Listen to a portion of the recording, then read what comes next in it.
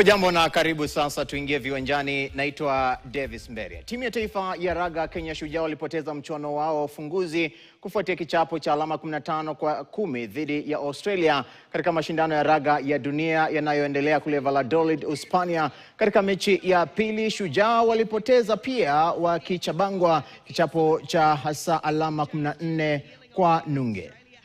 Attack with numbers wide with Longbottom just going through the hands, and on the end of the chain is the skipper. Out on the wing, Henry Hutchison opens Australia's scoring. Longbottom sizing up the options, going to go crossfield kick here, kick pass. Not 10.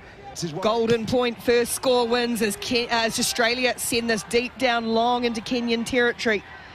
Into extra time on day one of HSBC Sevens via Toledo. Australia and one possession back